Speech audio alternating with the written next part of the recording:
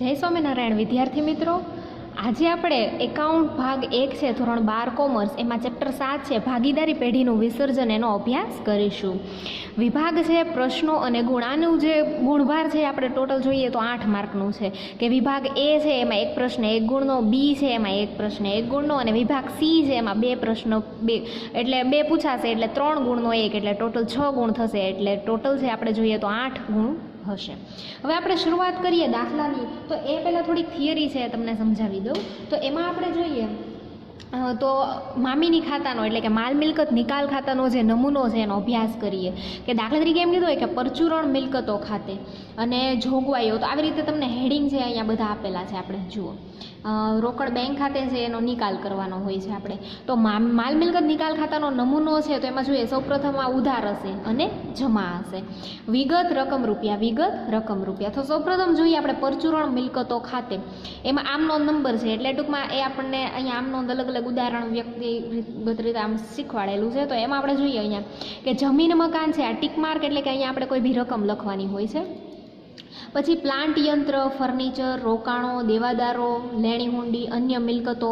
તો આવી રીતે આ બધી જે મિલકતો આપેલી હોય છે આપણને પરચુરણ મિલકતો, તો એનો આપણે નિકાલ કરવાનો પણ કેવી રીતે? રોકડ બેંક ખાતાથી નિકાલ કરવાનો હોય છે.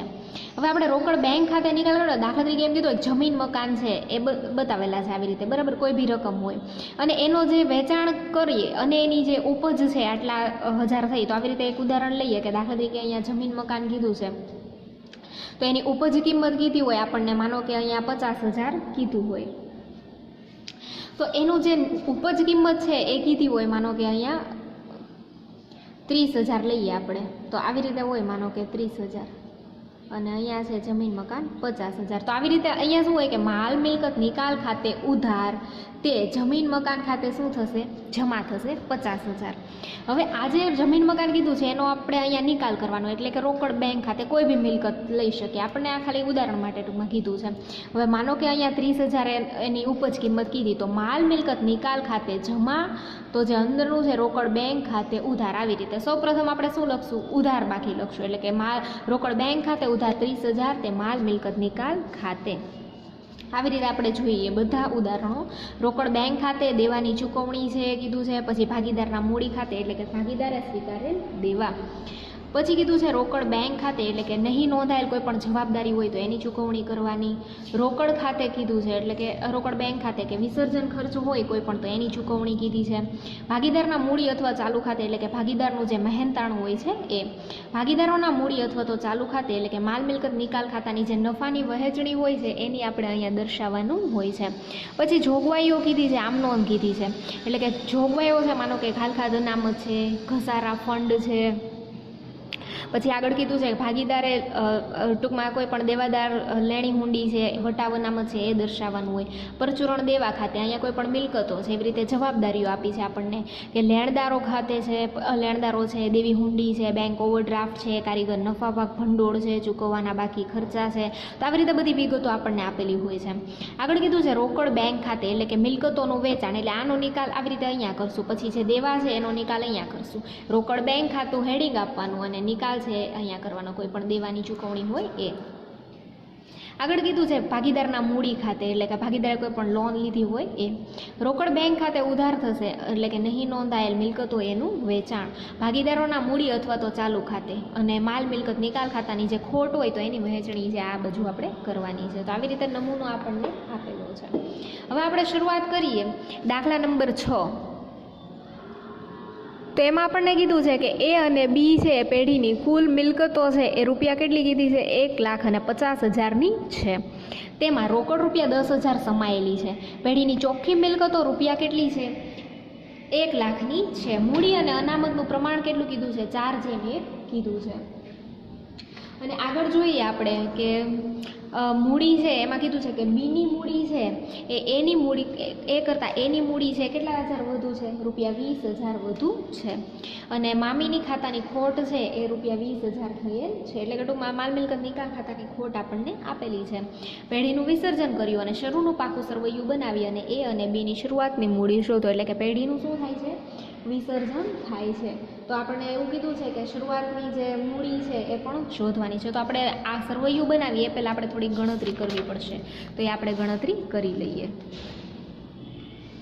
તો હવે એમાં જોઈએ આપણને શરૂઆતમાં ગણતરી કરીએ તો સૌપ્રથમ આપણે જે કુલ મિલકતો આપી છે ને આપણને કુલ મિલકતો કેટલા રૂપિયા છે 1,50,000 છે.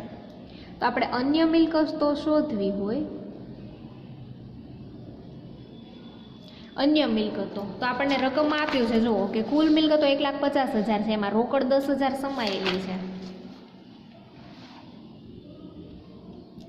તો કુલ મિલકતો 1,50,000 માઇનસ રોકડ 10,000 તો કેટલી આવશે 1,40,000 રૂપિયા અન્ય મિલકતો. પછી આપણે શોધીએ ચોખ્ખી મિલકતો. તો ચોખ્ખી મિલકતો છે આપણે શોધવી હોય તો કઈ રીતે શોધીશું? તો ચોખ્ખી મિલકતો બરાબર, હવે જોઈએ આપણે 1,40,000 આપ્યા છે આપણને. તો ચોખ્ખી મિલકતો જે આપણે શોધવી હોય તો કેવી રીતે શોધવાનું? તો કુલ મિલકતો માઇનસ કુલ દેવા. હવે ચોખ્ખી મિલકતો છે એમાં આપણને જો રકમમાં આપ્યું છે આપણને જુઓ કે ચોખ્ખી મિલકતો કેટલાની કીધી છે? રૂપિયા 1,00,000ની છે. ચોખ્ખી મિલકતો 1,00,000, કુલ મિલકતો અહીંયા આપણને આપી જ છે 1,50,000 માઇનસ કુલ દેવા શોધવાના છે.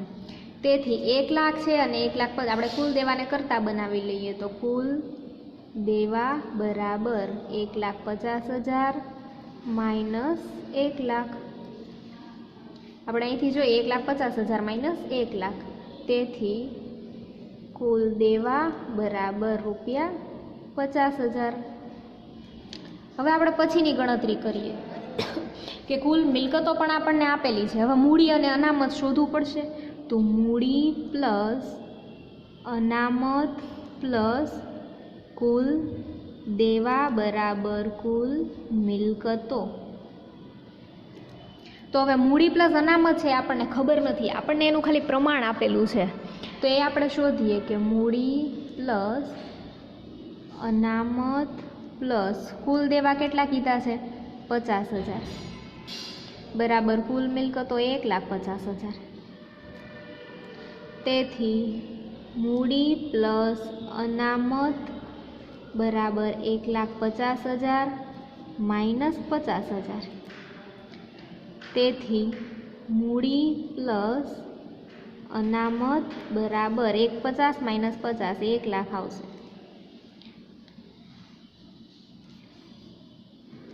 હવે આપણે પછીનો ટોપિક શોધીએ. તો એમાં શું કીધું છે? મૂડી પ્લસ અનામત. તો આપણને જો રકમમાં કીધું છે કે મૂડી અને અનામતનું પ્રમાણ કેટલું છે? 4:1 છે. તો મૂડી અને અનામતનું પ્રમાણ આપ્યું છે એ પરથી આપણે મૂડી અને અનામત શોધીએ. તો મૂડી અને અનામતનું પ્રમાણ 4:1 છે. તેથી કુલ કેટલું છે? મૂડી અને અનામત 1,00,000. તો મૂડી બરાબર 1,00,000 ગુણ્યા 4:1 કીધું છે. કુલ કેટલું થશે? 5, એટલે 4/5. તો આપણે મૂડી શોધીએ કે 1,00,000 કીધું છે અને 4/5 એટલે 4/5 ગણીશું તો કેટલા આવશે? 80,000 રૂપિયા. પછી આપણે શોધીએ અનામત. 1,00,000 ગુણ્યા 1/5. તો હવે કુલ 1,00,000 છે એટલે અહીંયા કેટલા આવશે? 20,000 રૂપિયા. હવે આપણે મૂડી શોધીએ. તો મૂડીમાં આપણને એવું કીધું છે જો રકમમાં બીની મૂડી કરતાં એની મૂડી રૂપિયા 20,000 વધુ છે. જો અહીંયા શું કીધું છે કે બીની મૂડી કરતાં એની મૂડી રૂપિયા 20,000 વધુ છે. બીની મૂડી કરતાં એની મૂડી રૂપિયા 20,000 વધુ છે. તો હવે આપણે શોધીએ કે કર્તા શબ્દની ડાબી બાજુ આવીએ તો પેલા બી આવે છે. તો ધારો કે બીની મૂડી રૂપિયા એક્સ છે. એની મૂડી છે એ બીની મૂડી કરતાં કેટલી છે? 20,000 વધુ છે. તો એની મૂડી બરાબર એક્સ પ્લસ 20,000 આમ થશે. એક્સ છે એટલે કે બીની મૂડી કરતાં 20,000 વધુ છે. તેથી એની મૂડી બીની મૂડી પ્લસ એની મૂડી બરાબર કુલ મૂડી. તો હવે આપણે શોધીએ બીની મૂડી એક્સ છે, એની મૂડી કેટલી છે? એક્સ પ્લસ 20,000 બરાબર કુલ મૂડી કેટલી છે? 80,000. તો એક્સ અને એક્સ એટલે 2x પ્લસ 20,000 બરાબર 80,000. 80,000 આવી રીતે થશે. હવે આપણે જોઈએ કે 2x કીધું છે, અહીંયા 2x બરાબર હવે જો 20,000 છે અને 80,000 એટલે કે 80,000 માઇનસ 20,000 એટલે કે 2x બરાબર કેટલા થશે? 60,000 થશે. તો તેથી આપણે જોઈએ x બરાબર કેટલા? 30,000 થશે. હવે આપણે જોઈએ કે બીની મૂડી બરાબર કેટલા આવશે? 30,000 અને એની મૂડી છે એ બરાબર 50,000 આવશે, કારણ કે x પ્લસ 20,000 છે. હવે એમાં x બરાબર કેટલા છે? 30,000 અને 20,000 એડ કરવાના એટલે થઈ ગયા 50,000. તો આ રીતે ગણતરી આપણે કરી. હવે વિદ્યાર્થી મિત્રો આપણે અહીંયા લખીશું એને ડિટેલમાં. તો આપણે શરૂઆતમાં લખીએ મૂડી, એમાં એ અને બી.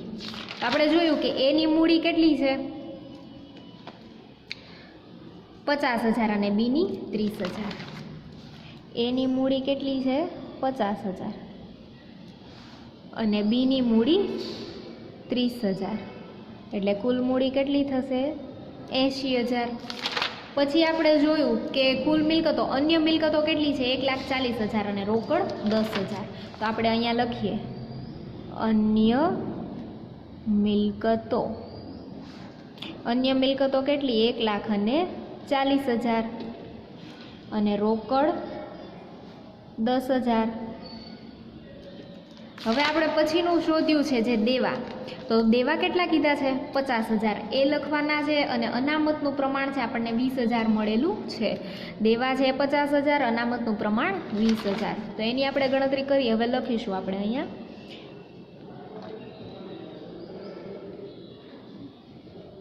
અનામત 20,000 અને દેવા કેટલા કીધા છે? 50,000. હવે કુલ કેટલી મિલકતો કીધી છે આપણને? 1,50,000. કુલ મિલકતો 1,50,000. તો હવે આપણે જોઈએ 1,40,000 અને 10,000. 1,40,000 અને 10,000 તો 1,50,000 થશે. અહીંયા આપણે જોઈએ 80,000 પ્લસ 50,000 પ્લસ 20,000 તો સરવાળો થઈ જાય 1,80,000. તો આ પાકું સરવૈયું તૈયાર થઈ ગયું. વિદ્યાર્થી મિત્રો આપણે દાખલા નંબર 6ની ગણતરી કરી. હવે દાખલા નંબર 8ની ગણતરી કરીશું. તો એમાં જોઈએ કે વિસર્જન વખતે પેઢીની કુલ મિલકતો કેટલી છે? 2 લાખની છે. જે પૈકી ચાલુ મિલકતો કેટલી છે? 40% છે. તો ટૂંકમાં આપણે ગણતરી કરવાની કીધી છે. એમાં રૂપિયા 10,000 રોકડ સહિત કીધું છે. સ્થિર મિલકતના 120% રકમ ઉપજી, જ્યારે ચાલુ મિલકતના 80% રકમ ઉપજી. તો આપણે ગણતરી કરી લઈએ સૌપ્રથમ દાખલા નંબર 8માં કે કુલ મિલકતો કેટલી કીધી છે આપણને? 2 લાખ. એમાં કીધું કે ચાલુ મિલકતો છે એટલે કે 2 લાખ હોય છે એના આપણે કેટલા કરશું? 40% કરશું. ચાલુ મિલકતો એટલે એ જે ચાલુ મિલકતો કીધી છે આપણને એ કેટલી થશે? 40% કરવાની છે. 2,40,000 એટલે 80,000 થશે. એમાં કીધું કે 10,000 રોકડ સહિત, એટલે એમાં પાછા 10,000 શું છે રોકડ, જ્યારે બાકી શું થશે અન્ય ચાલુ મિલકતો. એ કેટલી થશે 70,000 થાય, કેમ કે ચાલુ મિલકતો કુલ કેટલી છે 80,000. 80,000 છે, એમાંથી 10,000 રોકડ બાદ કરો તો અન્ય ચાલુ મિલકતો કેટલી આવે 70,000 આવે. પછી કીધું છે કે સ્થિર મિલકત છે, એટલે કે આ બાકીની જે સ્થિર મિલકત છે, હવે 2 લાખ છે એમાંથી આપણે 80,000 40% હોય તો આ બાકીની 60% હોય, એટલે કે કેટલા છે તો કે ભાઈ 2 લાખ છે અને એમાંથી આપણે 80,000 માઇનસ કરીએ એટલે કેટલી આવશે 1,20,000 આવશે. હવે એ જે સ્થિર મિલકતો છે એના 120% રકમ ઉપજી, તો આની ઉપજ કિંમત કેટલી છે 120%, એટલે કે 1,20,000 હોય એના આપણે 120% કરવાના છે, એટલે ઉપજ થશે 1,44,000. પછી આગળ જોઈએ કે ચાલુ મિલકત છે, એટલે કે આ જે ચાલુ મિલકત છે એની કેટલી ઉપજ થઈ છે 80% રકમ, ઉપજ કિંમત એટલે 56,000 આવે. આ રીતે ગણતરી કરવાની છે. હવે આપણને કીધું છે કે જરૂરી આમ નોંધ લખો, તો આપણે સૌપ્રથમ આમ નોંધ લખીએ આપણે ક્રમશઃ. તો પહેલી જોઈએ કે માલ મિલકત ખાતાની ટૂંકમાં આમ નોંધ લખવાની છે આપણે. તો શરૂઆતમાં જોઈએ આપણે એક તો 70,000 છે અન્ય ચાલુ મિલકતો અને સ્થિર મિલકતો 1,20,000 છે. તો આપણે જોઈએ કે માલ મિલકત નિકાલ ખાતું જે છે, માલ મિલકત નિકાલ ખાતું, તેમાં શરૂઆતમાં અહીંયા મિલકતો આપેલી હોય તો શું થશે મામીની ખાતે ઉધાર તે અંદરનું જમા, એટલે કે સ્થિર મિલકતો અને અન્ય ચાલુ મિલકતો બંને શું થશે જમા. એટલે આપણે અહીંયા લખીએ માલ મિલકત નિકાલ ખાતે ઉધાર. હવે બંનેનો સરવાળો આપણે લખવાનો છે, એટલે કે 1,20,000 પ્લસ 70,000, એટલે સરવાળો કેટલો થશે 1,90,000. તે સ્થિર મિલકતો ખાતે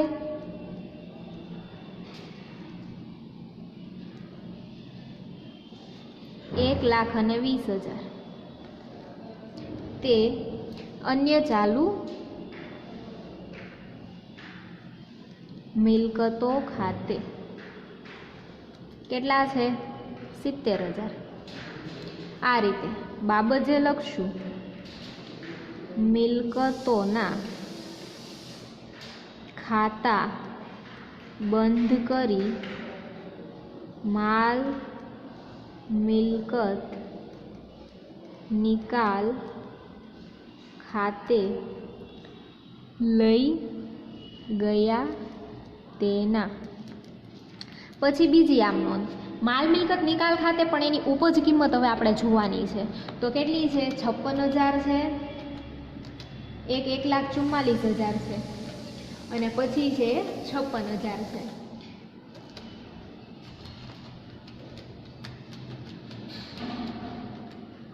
હવે આપણે જોઈએ કે માલ મિલકત નિકાલ ખાતા બંધ કરવાના અને એનું ટૂંકમાં ઉપજ કિંમત છે, એટલે કે રોકડ બેંક ખાતે એનો નિકાલ કર્યો છે, એટલે મામીની જમા તો અંદરનું ઉધાર, એટલે શું થશે રોકડ બેંક ખાતે ઉધાર ટોટલ લેવાનો છે 1,44,000 પ્લસ 56,000 કરશો એટલે 2 લાખ આવશે,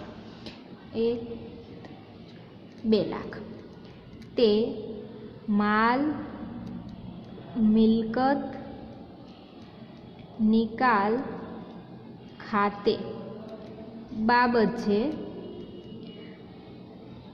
બંને લખવું હોય સ્થિર મિલકતો અને અન્ય ચાલુ મિલકતોની ઉપજ કિંમત તો પણ ચાલે, અને એવું લખવું હોય કે મિલકતોના ઉપજ અંગે નિકાલ કર્યો તેના. તો અહીંયા વિદ્યાર્થી મિત્રો આપણે દાખલા નંબર 8 છે એની ગણતરી કરી. હવે આપણે જોઈએ કે દાખલા નંબર પ્રશ્ન 5 છે એમાં દાખલા નંબર 1ની ગણતરી જોઈએ. આમાં તમારે અલગ અલગ રીતે આમ નોંધ જ લખવાની છે ફક્ત. તો એમાં જોઈએ કે નીચેના વ્યવહારોની વિસર્જનના સંજોગોમાં થતી આમ નોંધો લખો. તો હવે પેઢીના વિસર્જન સમયે પાઘડીની ચોપડે કિંમત ₹56,000 છે, તેની કોઈ ઉપજ અંગે નોંધ નથી. હવે વિસર્જન સમયે પાઘડી જોઈએ તો દાખલા તરીકે આપણને કીધું હોય ને મામીની ખાતું, તો આ મામીની ખાતા છે એમાં આપણે ઉધાર અને જમા બે બાજુઓ હોય. તો એમાં પાઘડી અહીંયા દર્શાવેલી હોય તો મામીની ઉધાર તો અંદરનું જમા, એવી રીતે. તો આપણે પહેલાં આમ નોંધ કરીએ કે માલ, જો અહીંયા કીધું છે કે પાઘડીની ચોપડે કિંમત 56,000 છે, ઉપજની કોઈ નોંધ નથી, પણ આપણે એક આ જે ટૂંકમાં દર્શાવેલું છે એની નોંધ કરીએ આપણે સૌપ્રથમ. તો માલ મિલકત નિકાલ ખાતે ઉધાર 56,000 તે પાઘડી ખાતે 56,000. હવે બીજું છે તો ઉપજ અંગે કોઈ નોંધ નથી કીધી આપણને, એટલે કે ઉપજ સંદર્ભમાં કોઈ નોંધ થશે નહીં, રકમ છે એ લખવાની નથી. હવે પછીનું જોઈએ, બીજો દાખલો કીધો છે કે વિસર્જનના સમયે પાકા સરવૈયામાં જમીન મકાન 80,000, રોકાણો 2 લાખ દર્શાવેલ છે, અનુક્રમે તેના 9 લાખ અને 1,50,000 ઉપજે છે. તો એની આમ નોંધ લખીએ આપણે સૌપ્રથમ. તો આપણે જોઈએ દાખલા તરીકે આપણને અહીંયા મામીની ખાતું આપ્યું હોય, એક ઉધાર હોય અને બીજું જમા હશે બંને બાજુ. તો જમીન મકાન છે એટલે કે અહીંયા આપણને મિલકતો આપ્યું, તો એમાં દાખલા તરીકે જમીન મકાન છે, રોકાણો છે, આવી રીતે આપ્યું હોય વિગત. તો મામીની ઉધાર થશે તો અંદરનું શું થશે? જમા. એટલે કે જમીન મકાન છે, રોકાણો છે, એ બધું જમા. તો આપણે સૌપ્રથમ લખીએ માલ મિલકત નિકાલ ખાતે ઉધાર. હવે આપણે આનો ટોટલ લખવાનો છે, કેમ કે માલ મિલકત નિકાલ ખાતે જમીન મકાનના કેટલા છે? 80,000 છે, રોકાણોના કેટલા છે? 2 લાખ છે. એટલે ટોટલ કેટલા થશે? 2,80,000. તે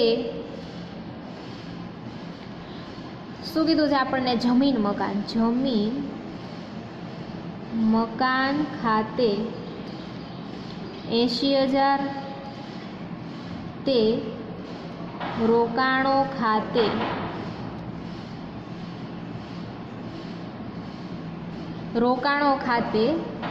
2 લાખ. બાબત જે લખીશું કે જમીન મકાન અને રોકાણોના ખાતા બંધ કરી માલ મિલકત નિકાલ ખાતે લઈ ગયા તેના. હવે બીજી આમ નોંધ લખીએ આપણે કે તેના અનુક્રમે, એટલે કે જમીન મકાન છે એના કેટલા? 9 લાખ અને રોકાણો છે એના 1,50,000 ઉપજે એટલે આપણે એનો નિકાલ છે જમા બાજુ રોકડ બેંક ખાતે કરીશું. મામીની જમા તો રોકડ બેંક ખાતે ઉધાર, એટલે કે રોકડ બેંક ખાતે ઉધાર. હવે આપણે એનો ટોટલ લઈશું, એટલે કે 9 લાખ અને 1,50,000. તો ટોટલ કેટલા આવશે? 10,50,000. પછી એ રકમ છે એનો સરવાળો કરીને દર્શાવવાનો, અલગ લખવાની જરૂર નથી. તે માલ મિલકત નિકાલ ખાતે 10,50,000. બાબત જે આવશે ઉપજ અંગે નોંધ કરી તેના. તો વિદ્યાર્થી મિત્રો, આપણે દાખલા નંબર 2 છે એની ગણતરી કરી. હવે દાખલા નંબર 3ની ગણતરી કરીએ. તો હવે અહીંયા આપણને એવું કીધું છે કે પેઢીની કુલ મિલકતો કેટલી કીધી છે? 2 લાખ છે, જે પૈકી ચાલુ મિલકતો 40% છે, રોકડ 10,000 છે, ચોપડે મૂલ્યની ઉપજ. આપણને આ જે રકમ છે ને, આપણે અગાઉ દાખલો ગણ્યો ને સેમ આની જેવી જ રકમ છે. તો આપણે જોઈએ કે શરૂઆતમાં કુલ મિલકતો કેટલી કીધી છે? 2 લાખ કીધી છે, અને એમાં ચાલુ જે મિલકતો છે એના કેટલા? 40% છે, એટલે એમાં કીધું છે પાછું રોકડ 10,000 સહિત. તો રોકડ 10,000. તો અન્ય ચાલુ મિલકતો એ કેટલી આવશે? 70,000, કારણ કે અહીંયા કુલ કેટલા છે?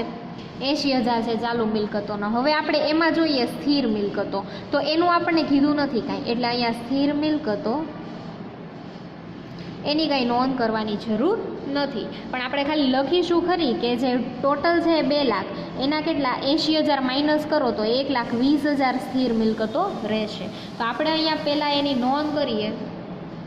तो સૌપ્રથમ માલ મિલકત નિકાલ ખાતે, તો માનો કે આ માલ મિલકત નિકાલ ખાતું છે, એમાં ઉધાર અને જમા, તો એમાં સૌપ્રથમ અહીંયા શું હોય, અન્ય સ્થિર મિલકતો, ચાલુ મિલકતો, ટૂંકમાં મિલકતો આપેલી હોય.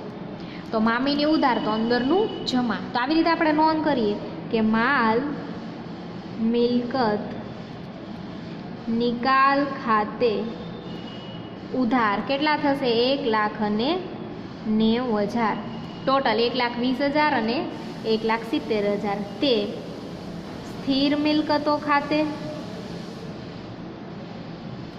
1,20,000 આ રકમ લેવાની.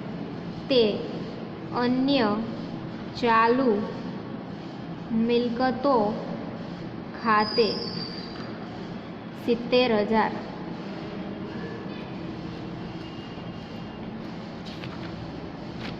હવે આપણને અહીંયા કંઈ ઉપજ અંગે કીધું નથી કે આની આટલી રકમ ઉપજી, આની આટલી રકમ, ખાલી એવું કીધું ચોપડે મૂલ્યની ઉપજ થઈ, એટલે કે આ જે મૂલ્ય છે બંનેનો ટોટલ એટલી જ મૂલ્યની ઉપજ થાય છે.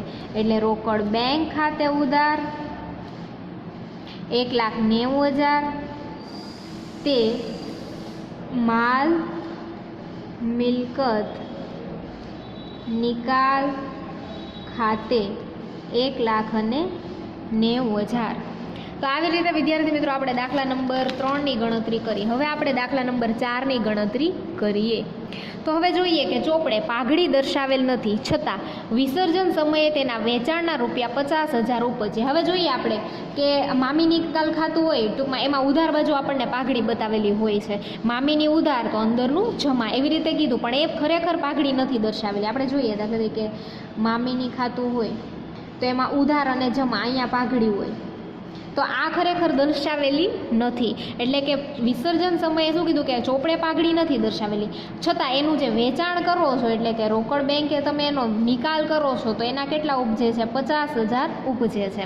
એટલે કે વેચાણના ઉપજે છે 50,000. તો આપેલી આમ નોંધ છે એ કંઈ થવાની નથી. આપણે આ ડાયરેક્ટ આમ નોંધ કરીએ કે રોકડ બેંક ખાતે ઉધાર તે મામીની જમા. તો આપણે સૌપ્રથમ આમ નોંધ કરીએ કે રોકડ બેંક ખાતે ઉધાર 50,000, તે માલ મિલકત નિકાલ ખાતે 50,000. બાબત છે પાઘડીના વિસર્જન સમયે ઉપજ્યા તેના.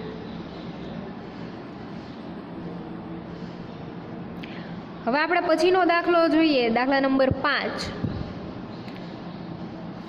કે લેપટોપની કિંમત ₹35,000 છે, એક ભાગીદાર તેને ₹25,000 લઈ જાય છે. એટલે કે લેપટોપ છે એક મિલકત જ કહી શકીએ આપણે.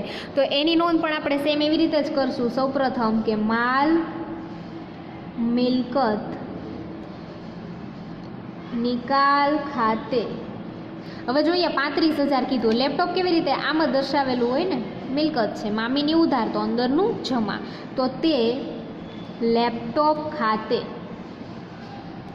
કેટલા, 35,000. તો હવે આપણે એની બાબત જે લખીશું કે લેપટોપનું ખાતું બંધ કરી માલ મિલકત નિકાલ ખાતે લઈ ગયા તેના.